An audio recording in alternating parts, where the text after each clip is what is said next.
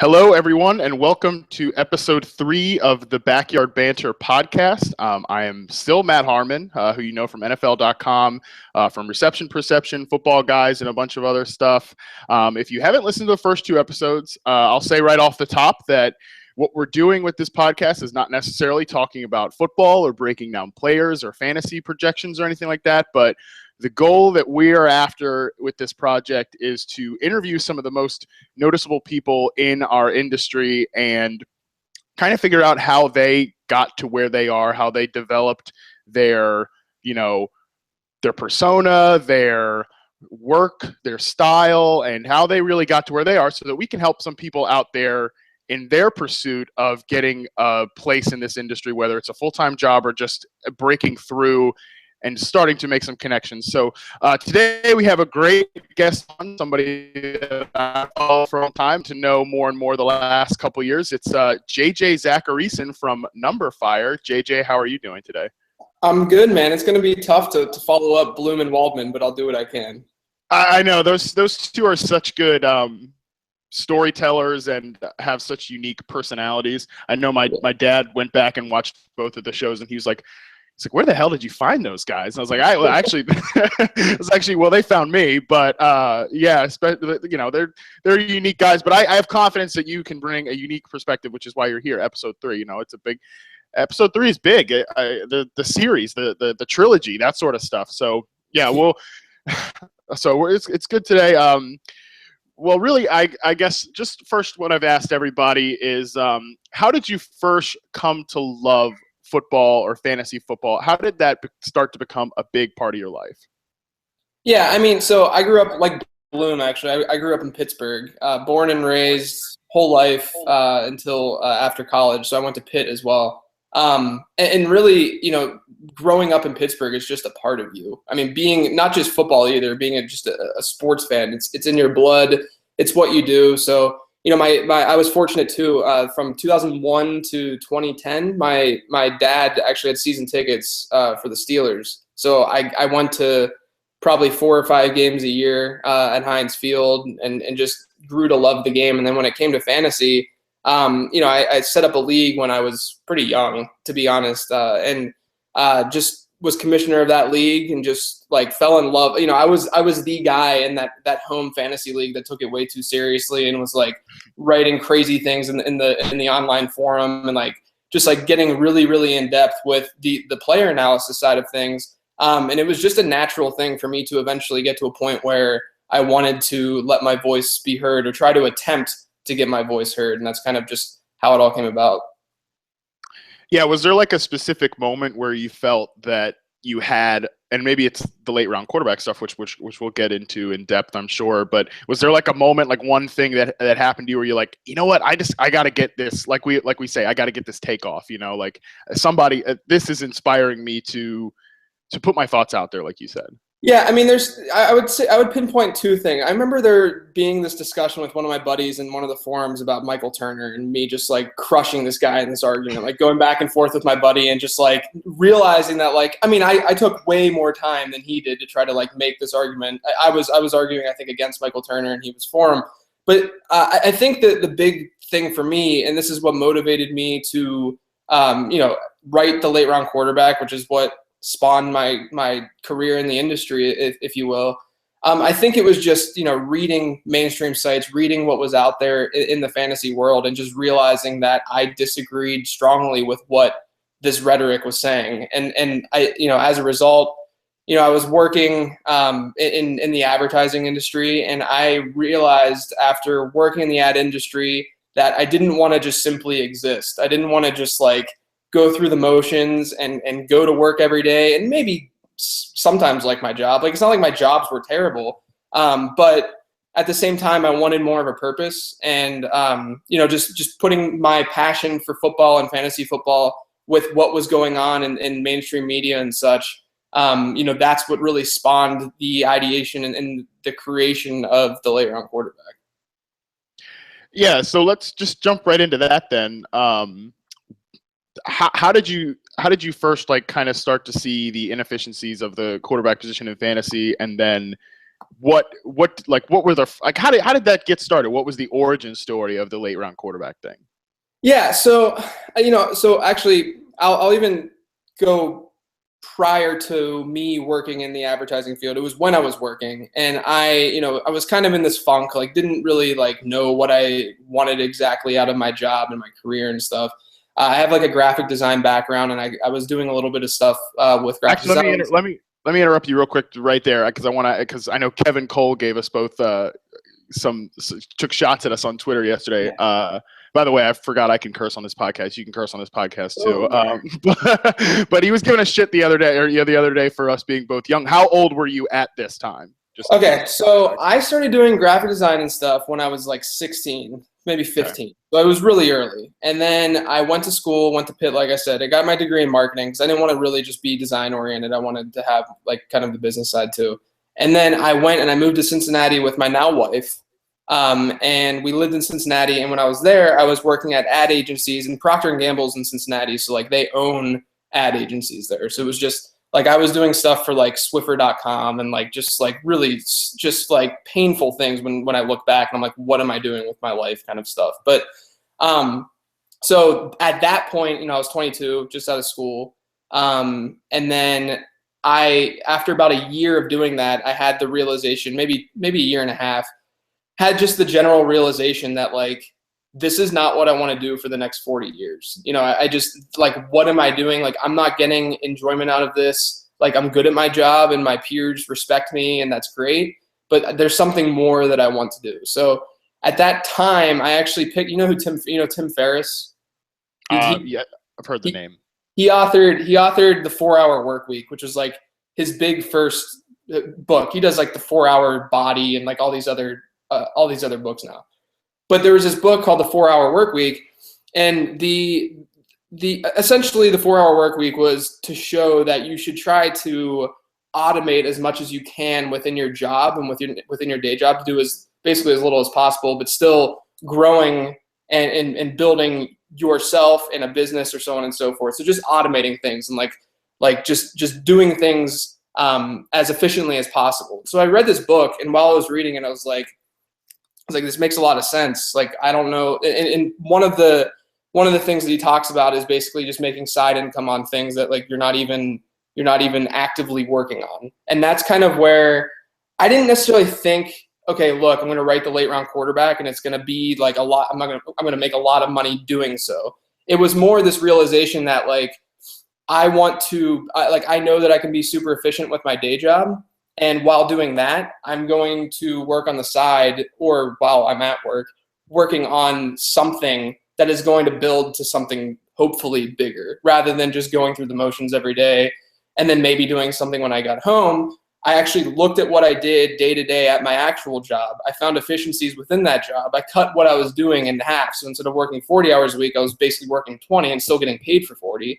And then, hopefully my ex-employers aren't listening to this right now.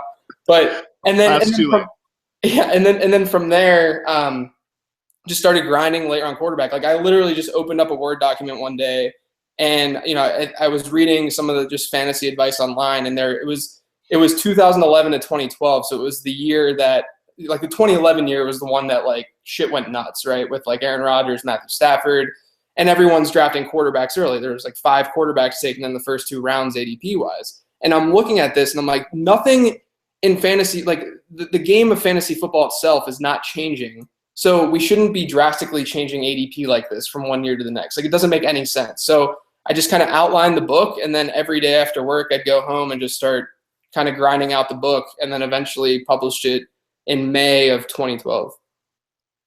So that's really interesting because, now I know both of us now, like, football is our job, but I was that way when I started out too. Like, I would work night shifts my first job out of college at this it's kind of like a group home sort of thing for at-risk youth. And, while I was there, I would be, watching film or charting games or writing while I was there. So it's kind of interesting. You kind of learn to forget like that was a thing that we had to do. But a lot of people are that way with their situation right now. So how many hours do you think you were probably putting in like outside of work, which I know you said you optimized your time at work, but like, because that's something that I think people, when they're first getting started, don't realize that they're going to have to take a lot of time. Like it just takes up a lot of your personal time, like after work. And that sucks sometimes. Yeah, it definitely does. I mean, I would go to work for the 8 hours, some of that time, some days were crazy and I had to just be crazy at my job. But other days, if it was slow, like so many people at work are doing absolutely nothing, right? Like they're reading stuff online. They're doing nothing. They're not being productive. And the productivity side of things, I think, is really important, because when you're doing nothing and you're just existing like that, I think that it messes with you mentally, because you're not really going for any sort of goal. I mean, I know plenty of people, close friends, relatives, that are in a day job that they don't like. And to me, it's like, if you're in that situation, you got to get yourself out of that situation ASAP, or do something to get out of that situation. And it might suck at first. Like the struggle at first might be horrible. And it was horrible, because I would go to work every day. I'd come home, and my girlfriend at the time, who again is my wife now, she probably had no idea what the hell I was doing in terms of writing this late round quarterback book. Like it's this fantasy football book. The industry wasn't as big even then as it is now. And there really was no reason for me to do this in her mind, but she was so supportive, because she knew that it was something that like got my mind off of doing the day job work. And it let me dream a little bit, it let me just like think that, hey, maybe something can, and plenty of people at the same time were curious as to what the hell I was doing, because it didn't really make any sense. But I mean, I'm telling you, I get home from work, and I think it gets easier once you do more articles and once you do more analysis and stuff. But at the time, this is the first thing that I've ever done in terms of like real analysis from a fantasy football standpoint. And so, I would say coming home from work each night was an extra 4 hours working on this book ish. And that's just a grind that you work through all night. And then she'd go to bed, and I just try to work on it a little bit more. And then eventually it got to the point where I felt good to publish it. And then I went on Amazon and so on and published it. That's interesting. I want to kind of circle back on one of the things you were talking about there. Hang on, sorry, I heard an echo for a second on my end, but I think I stopped now. That was professional. Yeah. But so you talk about that, like that relationship with your significant other, and how you're spending all this time, and like obviously she's supportive of all that. And I don't want to pry too much. Like if you don't want to answer, I don't care. Feel free not to. But like, was that ever like taxing on your personal life? Whether that relationship or others, because that's like another thing that I think people don't realize is the risk that happens. Yeah. I mean, I wouldn't say it was necessarily like a taxing thing. I think that you need to, I think you need to look at your day, right? And you need to see all the dead times during your day, all the times where you're just completely unproductive, which you're going to be surprised if you lay it out, how often you're just not very productive. And that's where, like, the instant you fill those gaps, that the majority of people are not filling those gaps with something productive. And if you're filling those gaps with something with being productive, then you're getting ahead of the game a little bit. So for me, it was more so like finding those times. I maybe just slept less, to be honest. Yeah. But that's definitely a thing. It was finding those times, because she usually goes to bed early, for instance, earlier than I do. So I knew that I had every night like an extra couple hours that she would be sleeping or whatever, and I could just like work on this ebook and work on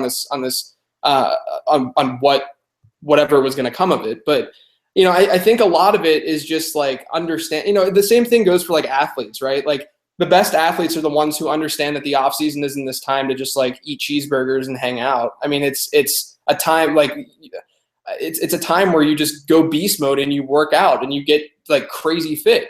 And I think that's the mentality that you need to have with whatever you're doing. It doesn't even have to be about getting into the fantasy football industry, but I think that it helps you both in terms of what your career path could become, but also mentally, because you're keeping your brain stimulated and you're keeping yourself going by doing things that you want to do and being productive throughout the entire day rather than just chunks of the day. Yeah, that is definitely true. The lack of production can be startling. Yeah, it's for sure. Frightening. Yeah, I remember when I I guess not the season that just happened, but the season before that, when I was still part-time and I had a day job and I lived just outside DC. I was kind of working near the DC area, and I had like at first, my first place, I had like an hour, an over hour commute every day. So I'd get home at like, I'd go out of work, and I didn't have a job where I could have like done any of this football stuff while I was at work. Right. And so then I would go, I'd drive to work. By the time I got home, it was like almost 6 o'clock. It was like pretty much 6 o'clock every day. Mm-hmm. And then I was dating a girl at the time. We were long distance, and then like not super long distance, but long enough that I didn't see her every day or whatever. And then by the time I wanted to commit like 4 hours to writing, also wanted to work out and eat dinner, like at that point I'm like, God, I have no time to, for one, my first thing was like, I have no time to talk to this girl. That's Right. why the relationship ended up ending. But those sort of sacrifices. So I ended up just moving like 5 minutes close to, like literally 5 minutes away from my day job just to cut that time out, because the sacrifices that you have to make, like there are times when that has to happen. So I can relate to that sort of experience in a way. But anyways, back to you. I don't want to talk about myself, but back to you in the late round quarterback thing. So how did that, like, so you put it on Amazon. How did you start kind of getting that out there to people? How did you kind of, market yourself, or how did you get it around? Yeah, so I mean, like I said, I have like a graphic web design background and stuff, and I know a little code. So like when the ebook was out, I didn't just make like a PDF and just say like, hey, read this. It was like I coded it to make sure that like no matter the device it was on, it was scaling properly and stuff like that. And I think like those small things really helped it look and be more legit than me just like selling some PDF. And I think that, the other thing, like I put a price point on it of like $5 or something. And I took a lot of flack from people saying like, just give it out and like get your name out there. But I think, this is just a very, very random like tip. But like, I think putting a price point on it makes it more legitimate. Like that is making it more legitimate. So yeah. That's just, that was the reason that I did put some sort of price point to it. But in terms of marketing, I mean, it was really just like, I think most people would probably agree, who, you or Bloom or even or Waldman, it's really just networking within the industry with people. So if you look at Twitter, for instance, and it's not like Twitter followers really matter per se, you can generally see how big of a following a writer might have. And what I did was I would just look at the landscape, the fantasy landscape, and I'd see someone who maybe had 1,000 followers, and I'd talk to that person and network with them, because I didn't expect someone who, like a Matthew Berry, to just be like, yeah, I'll read your stuff, no problem. So I would look at smaller writers that were in the industry, that were doing something in the industry, and I would just ask them like, hey, do you mind if I do like a guest post on your website, or hey, can I just talk to you about what's going on in the industry and stuff. So there's some guys like David Gonos was a guy who like let me write on his site whenever I first started doing things. And obviously I had lateroundqb.com that I just published random thoughts that I had, not just about the strategy, but other strategic things in fantasy football. And I think, what really drove it, and I say this to a lot of people, is that like you got to write good effing. I don't want to say the F word. Okay, so then you. I want like if you write great content, right? Like just write great content, it's going to be noticed. I mean, there are so many instances and so many people that have come through Numberfire, or that I just seen on Twitter, or that I've talked to in the industry, that you can tell from the beginning that they're pretty good and that they're going to write good content. And that good content really can drive you and just push you in so many places. So really, to me, it was making sure that the craft and that the content and the actual articles were sound and that they were different. Because it's another thing, is that I think a lot of people that are entering the industry think that they can just write rankings articles or something that's just like, I mean, look at what you're doing with reception perception, and it's not so much like it's the fact that it's so different, right? It's not just that it's so helpful, because it's amazingly helpful, but it's also so different. It's something we've never seen before. And the same thing for me, there wasn't a lot written at the time about the strategic side of fantasy football, let alone this idea that while everyone's saying you should draft quarterbacks early, I'm telling you to not do that. And a lot of people already knew about that strategy. I mean, it was not anything new. It's just no one had published anything like strongly and in depth about it. And it was different. It was something fresh. And I think that's really the key, is that you can write so many articles about Matt Jones or just random player analyses. But I think at the end of the day, what really separates people who end up doing something and getting a job in the industry is finding something that you're not just passionate about that's different, but something that makes sense and is different. So, don't be different just to be different, but come up with something that is going to be useful, but also has that differentiation point. Yeah, I think you brought up two important points there. One, definitely the unique content thing is something that I always tell people because, like you pointed out, that's how I came to find my place. And that wasn't instantaneous either. That was through because when I first started out, I was doing like power rankings and like weekly previews and stupid stuff. I would why never. Why are they going to listen to Matt Harmon's power rankings? Right. That's what you need to think about. Like, why the hell would they listen to? No. I mean, it's the same would go for me. Would go for anyone. Yeah. Why? And I tell this to writers and number fire all the time. It's like when you say things like "I feel" or "I believe," like no one cares because no one. And that goes for me. It goes for anyone. Like no one cares because you're not established yet. You have to establish yourself and who you are and what you stand for, and back that "I believe" with something before you can just say it. So sorry, I didn't mean to cut you off. That's just something. No, but that is a really good point because I mean, when I started out, I was just some idiot in his lonely 1-bedroom apartment in some dingy town, and like I mean, but that's being drastic about it, but it's true. Like, why the hell would anybody care what I have to say? You have to prove yourself in order to put like people, like Elliot Harrison at NFL.com, like he can do his power rankings and people care because he's been established. They know the name, stuff like that. But for me or like for anybody else that's first starting out, it's like, nobody cares about your fantasy football rankings because why the hell should they? So no, I think it's a really good point. I think you just gave me the title for the episode. Spoiler alert. But no, that's a good point, and I think it takes time to kind of try and fail at that too. Like you should always be. I think like you should have in your mind like you should be searching for that unique content thing. But take some time and like if you try something out and like, oh, this sucks, like don't worry, then just keep going, keep trying for something else. But then the second thing that you brought up was about like kind of putting yourself out there, like being aggressive in like in trying to get other people to give you opportunities. Like I hate to say talk about, but talk a little bit about that because I think that's something that people get really nervous about. Like, I get to people sometimes that are like, I don't want to bug you, or I don't want to like, what's the line between being annoying, but also like the things you have to do to put yourself out there, like to contact people and make connections like that. Yeah, I mean, think of it this way. So, like, I run Number Fire's content business, right? And I will never, ever be upset if someone says, hey, I want to write content on your website, because all that means is, I mean, worst case scenario, you're not there yet as a writer or something, and, like, it's not, like, a good fit or whatever, and we just say, it's not a fit. Best case scenario, you come write for Number Fire. This is just an example, obviously, and it's great, and you now have a platform to write. Someone who owns a website, whether it be small, whether it be big, whether it be, whatever, even if it's a small blog, like someone who has that is always going to accept content, because content is what's going to drive them more clicks, them more views. So don't be afraid to just approach someone and say, hey, I want to write this piece of content on your site. And a lot of people, especially if it's a newer site, a lot of people are going to be so open to that because it's free content. Well, if you're willing to give it for free, which is what I did in this case. I mean, for a while I was writing for nothing.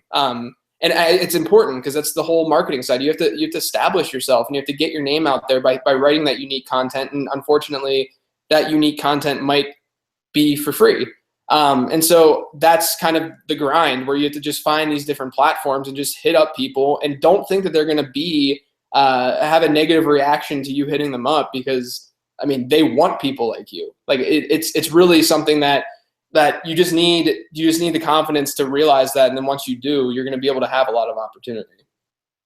Yeah, for sure. And we all wrote for free. I mean, to start out, like I wrote for a long time for free, and just for myself, for other people, and same with you. And I think that people get, and that's another thing too. Like as you say, finding that, like, make your content good.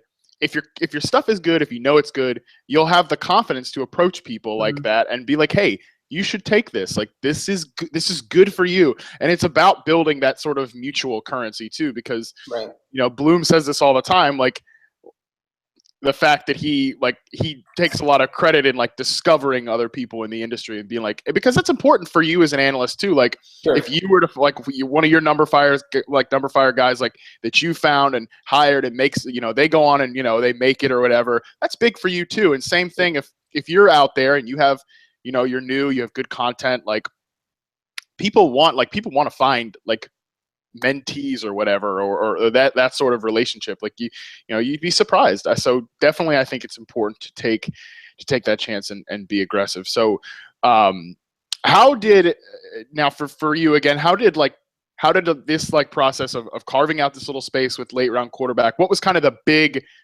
steps that it took in order to get you to number fire? Yeah. Or what was that in between period? Yeah, it's a good question. So I think that I realized my niche very early just with the book and stuff, because it was so strategy focused and it was more game theory oriented than strict player analysis. But I knew I could do player analysis stuff, right?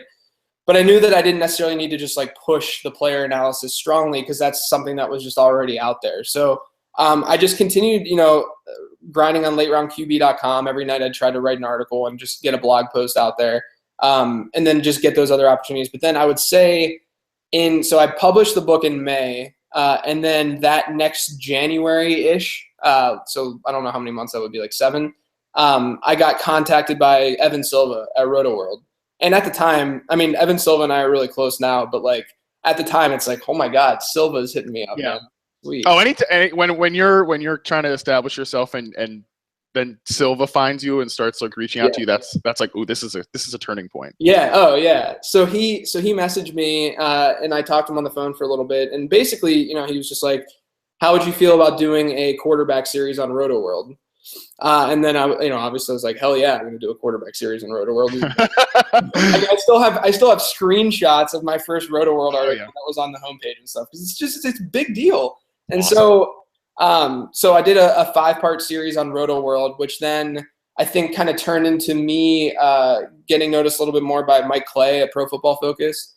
And then at that point, I did a few articles for PFF. I wasn't there super, super long, because at the time, this then went into this was in like May, so it's been like a year. But at the time, I then got approached by Number Fire. Nick is the owner of Number Fire. Nick actually graduated from the same high school that I did, but 7 years prior to when I did.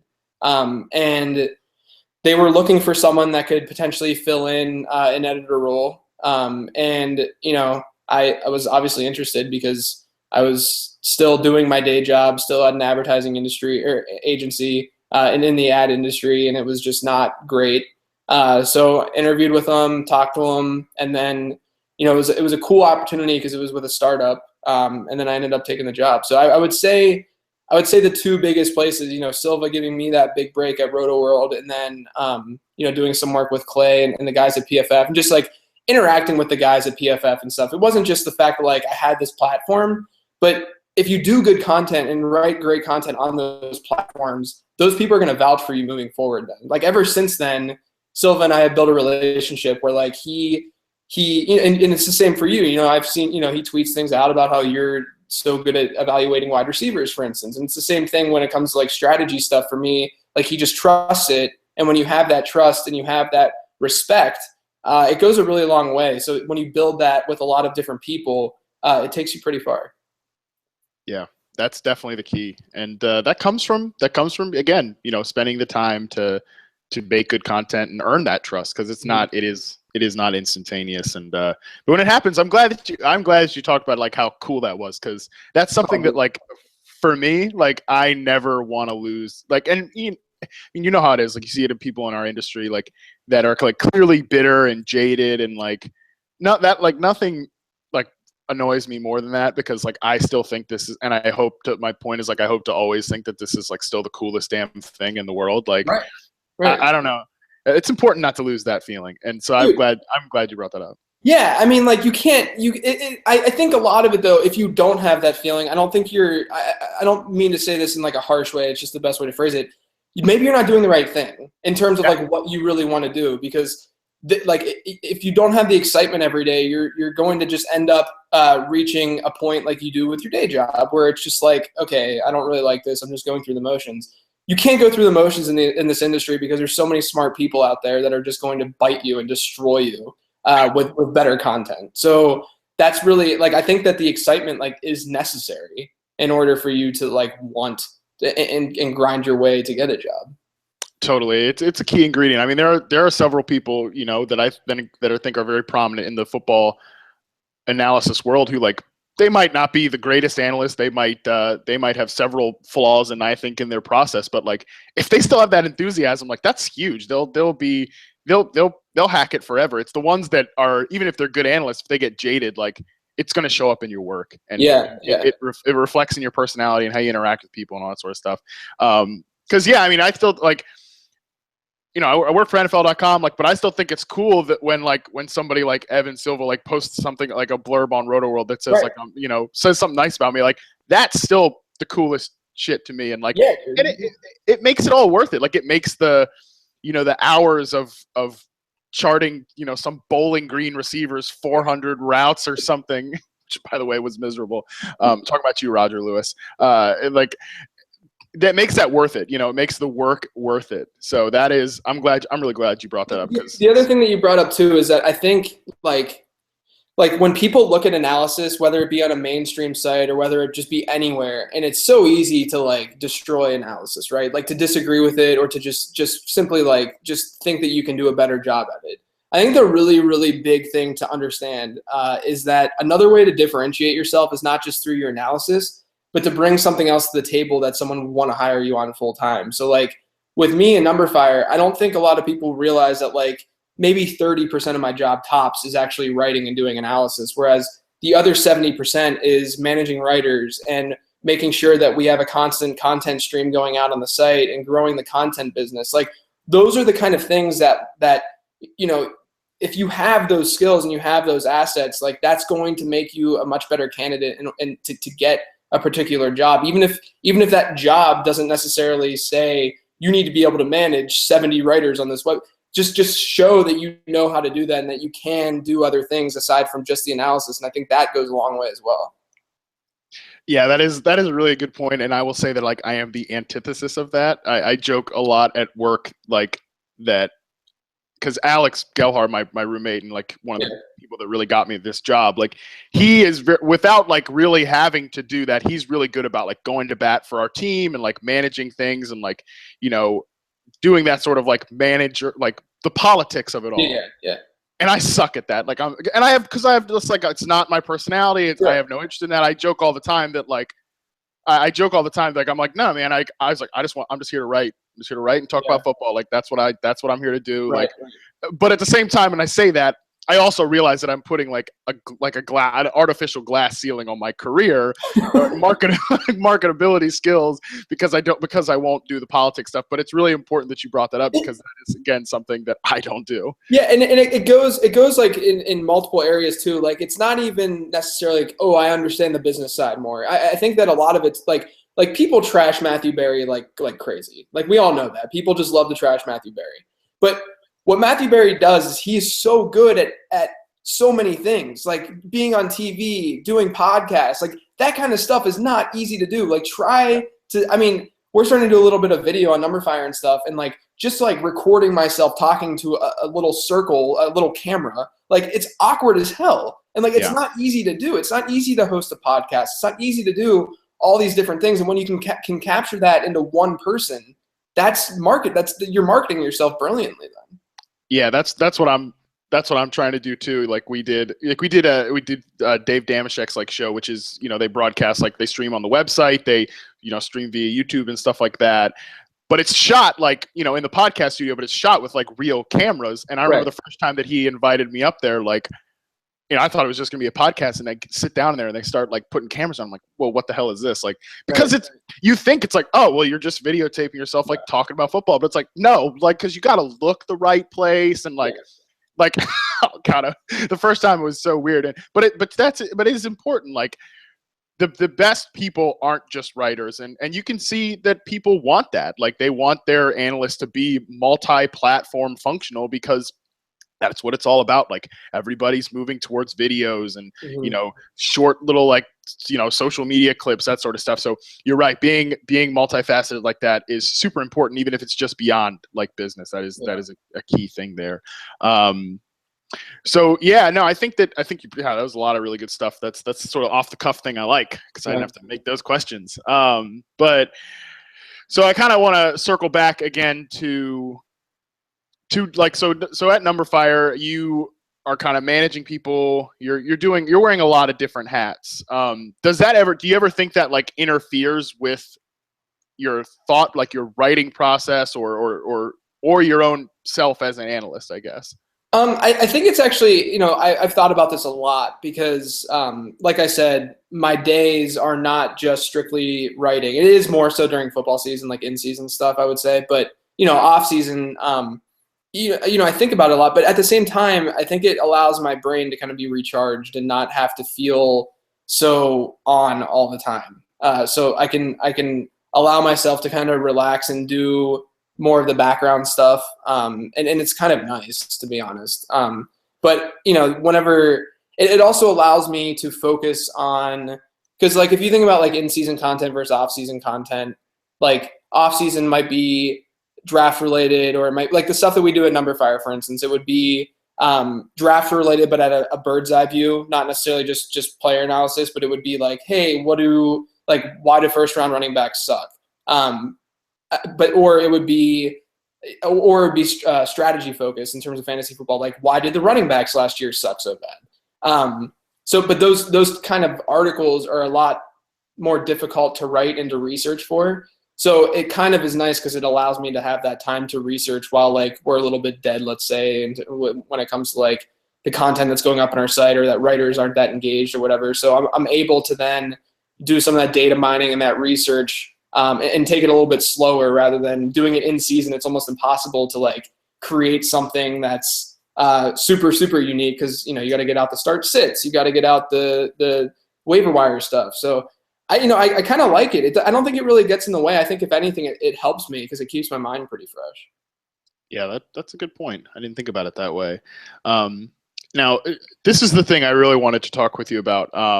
This part of it, and it's a two-part question. I don't want to think about it the same way. But first part, so late round quarterback, like you said, when it was coming out of the scene, it was kind of like a sort of contrarian sort of strategy, like something that people weren't really doing.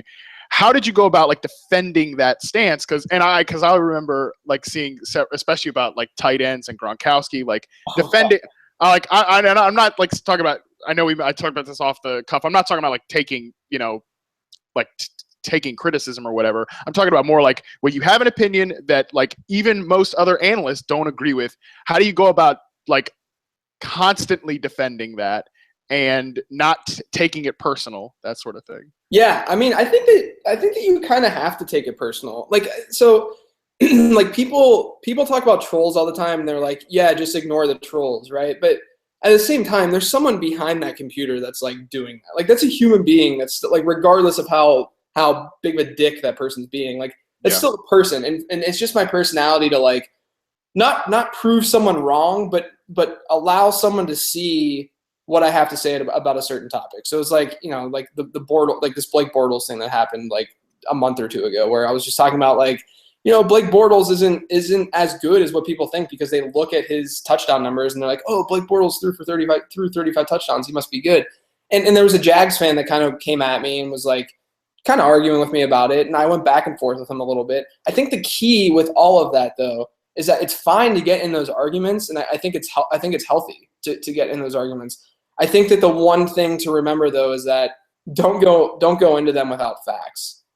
So like I had so much ammunition with the late round quarterback stuff, with the drafting tight ends early stuff, and it was a lot easier for me with that ammunition to just kind of have these arguments, because I could just look at a spreadsheet and just start throwing numbers out that I knew were unique that no one else really had, because I was doing something that was a little bit, at the time, it's a lot less unique now, but at the time it was more unique, like talking about, how many top 12 and top 24 weeks certain running backs and wide receivers had, or how many startable weeks a quarterback or tight end had. Like, no one was doing those weekly things at the time, and that's all over the place now. I totally get it. But it's those, like, small data points that I think can really drive home your own personal argument. And then if you do it in a way that at least, you know, in the heat of the moment, you might sound like a dick and someone might look at you and say like, oh, you're an asshole. But at the end of it, as long as like, you know, you give them some love, give the other person a little bit of love. And, you know, that shows whoever's been following that conversation. Because I've done it with Bloom a ton. Like Bloom and I'm super tight with Sigmund, but like, we don't agree on a lot when it comes to fantasy football, or we haven't in the past. And like, it's not so when we go back and forth on Twitter, it's not really, you know, some of it is to like generate content so people can see what's kind of going on in our brains. But at the same time, when it's all said and done, there's always mutual respect and just love, right? And as long as you show that at the end, people aren't going to hate on you. You know, they're not going to some people might look at it and be like, oh, this guy's a huge dick. He's probably arrogant because of the way that he's going about this argument and stuff. But that's not really what I'm doing it for or anything. It's really just to get my opinion out there, to get my voice heard on this particular subject, because if there's not passion behind it, then why are you doing it? Yeah, that's a great point. One of the things you talked about up at the top, and I liked this, like the whole don't feed the trolls thing. And I guess for me, and maybe you feel the same way about this, like, I don't know, I tend to, I don't like if somebody if somebody's like, you're a douche, like this opinion's wrong, I'm probably not going to like interact with you. Yeah, but like if somebody disagrees with me, like the one thing I hate, like another thing, I'm talking about a lot of things I hate. So one thing I really hate is like when an analyst or like people that talk like down to their audience, you know, that's the thing. Like you said, that like there's a person on the other side of the computer, and I'm just another idiot that likes football, you know, as much as you're just another idiot that likes football. Right. Like, I don't ever want to get into the point where I'm like, hey, I think this, and like, if you don't think this, you're wrong, you know? Right. So that sort of thing. And also like just not being willing to convey your opinion. Like, if you think it, you should defend it. If somebody vehemently disagrees with you to the point that it seems like they're trolling, like I never want to be to the point where I don't want to, I want to explain myself to that person, or I want them to like hope not, like you said, it's not proving them wrong, but like get to the point where you can have like a legitimate conversation and exchange thoughts on that and have that sort of mutual dialogue. Yeah, because I think that at the end of the day, like I think anything that you do, whether it's for a living or just like a hobby or something, you're doing it out of passion for that, right? And that's where like that comes from on Twitter. Like I'm like the least confrontational human being on this earth. Like it's insane. Like I'm the kind of person that I get the wrong dish sent out to me at a restaurant, I'm like, okay, I'm just gonna eat this. Like it's not like it doesn't matter enough. But like when it comes to like the fantasy football stuff and that, I think that it's just, you know, I feel very strongly about my opinions. It's not like I'm closed-minded when it comes to fantasy stuff. I mean, like I think Devontae Freeman's good, and I hated him last year. Yeah. But I think that like there's this passion that drives, and I think that what goes with that passion is it's not a monetary incentive whatsoever. It's nothing like that. So I was having this conversation with a buddy earlier today, and I don't know how it got brought up and stuff, but we were talking about, you know, Vince Gilligan, the Breaking Bad, Better Call Saul writer. Like he's the brainchild of all of that, right? And what's amazing about Vince Gilligan is, I mean, he's a genius, right? He's an absolute genius. But what we get to see when we watch a show like Breaking Bad or Better Call Saul is we get to like see inside his brain, right? We get to think and project like what we think is going to happen in the show, but that's all the brainchild from him. That's all coming from him. And I think that what people should aspire to, and if they should have this feeling inside of them where I guarantee you someone like Vince Gilligan is so in love with the fact that people are watching his shows to try to see and predict what his brain is going to do and what he's going to say and how he's going to frame things. And I think it's the same thing for us, where like I want people to, and like your reception perception stuff with the rookies that you just published yesterday. You know, it's people are waiting for that. They're on the edge of their seat waiting for that to come out, and they want to think, what is Matt going to say about Tyler Boyd, and how is he going to frame up these wide receivers? And it's the same way, like I have a 15 transactions column that I write every Tuesday on Number Fire. And that's where I brain vomit, right? That's my place where I can just like, this is exactly what I would be doing in fantasy football if like no matter what my roster looked like who's here's who I'm going to buy, sell, so on and so forth. I want people, and it's the biggest joy is when people are messaging you like wondering when that's going to be published, right? Yeah.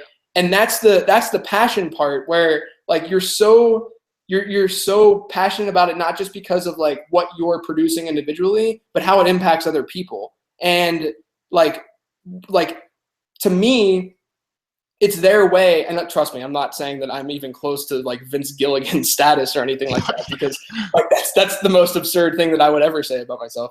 But like, even if there's 3 people like that are thinking about what you're going to be publishing in that post and thinking about it when you're working on it and when it's not like an active thing going on, that's the kind of stuff that should drive you. And that's the kind of stuff that drives me. And that's where the passion really comes from. So when I go to Twitter and I'm arguing about these things, I'm talking about like Blake Bortles, for instance, I think that's really where like I want people to kind of see the thought process and then latch onto that and be like, oh, maybe that's or say like that's an interesting way of thinking about it, and then from there latch onto the other stuff that I'm writing and be one of those people that are waiting for these articles to be published and stuff, because that's really the coolest part about what we do, I think. Yeah, I agree. That's always a really good feeling. And one of the things that I think is building up that audience, that trust with your audience, and not be, again, I can't say this enough. I feel like I say it every episode, but I should. Just don't be a jerk. Like, just don't be a jerk to people. Be nice to your audience. They're important people. Like, that's without the audience, we're just a couple of idiots like screaming into the wind. So it is really important. And I think that when you build up that trust, that's when you get like readers that are like, hey, JJ, where's the 15 transaction articles? Like, Matt, when are you going to post this person's reception perception? Like, you know, they, like you said, they want, not to the degree of like Vince Gilligan or any of those actually important people, but like, right. But to a degree where they're like, they want to get inside our brains. They want to know what we're going to say next because it benefits them, you know, for fantasy football and all that sort of stuff. But also just because it's really cool too when you get somebody that tells you like, wow, your data backs up exactly what I saw, or, you know, I thought this way, like JJ liked this player, I like this player. That it makes them feel good. And also like when you build up a good audience, you cultivate a good group of readers that trust you and respect you. The ones that like, oh, wow, I saw this player doing this on film, but you don't like them for this, that, and the other reason. Like that, when they want to have a dialogue about that, and like, or you're like, wow, that makes me want to go back and relook things. It feels good as an analyst when you cultivate that kind of, you know, response instead of like, wow, you don't like Tyler Boyd, like, you know, you're an idiot, you know, piss off, that sort of stuff. So, and like treating your audience that way, you get that sort of response. And like you said, that's like the coolest. That's still, again, one of those things. It's like the coolest feeling in the world. Yeah, and like to that point too, like as long as you're showing your work, you're gonna limit the amount of trolls, the amount of negative things that come your way. Like that's the like if I get a writing sample from someone that wants to write from Number Fire and they write something like Travis Kelce was good last year without any other context, like I don't want him to write for our site, because that's not that you can't do that. You can't just assume that that's a thing, because there's a lot of data that backs up maybe otherwise. Like you have to show your work. And when you show your work, that's when, because showing your work is essentially showing people what's going on in your brain, right? Like that's like when you're writing about reception perception, it's not like you're just pasting that table. Like you went in depth about these prospects and you talked about them and what you saw. And when you show that work, that's when people respect you even more.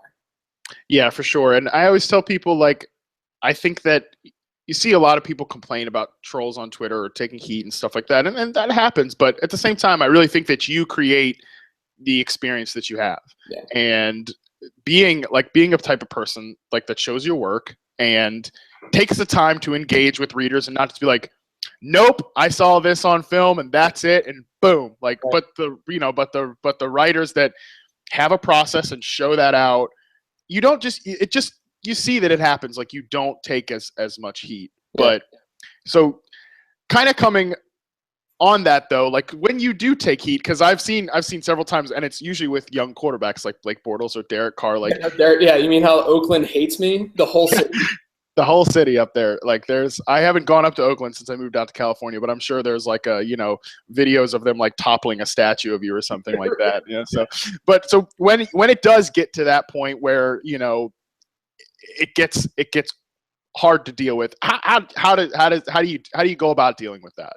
Yeah, it's a good question. I mean, I would be lying if I said that I never got like riled up to the point where like I was like shook a little bit by Oh, like what happens on Twitter and stuff. Like I think that I'm only human. Like you hear certain things said about you or like whatever, like it pisses me off. It's very hard to hear sometimes. yeah. But like with like the Derek Carr stuff. So like I wrote an article last offseason at like wondering if Derek Carr was the real future of the Oakland Raiders, right?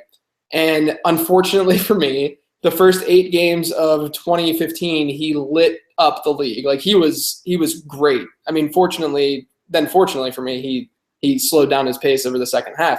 But I think it's just like it's not like I'm writing that article to spite anyone. I'm literally showing like what the data says and what I saw and stuff like that in these articles. And then if you realize that you're incorrect about that, just say that you're incorrect about that. Like that's really what stopped the Derek Carr hate.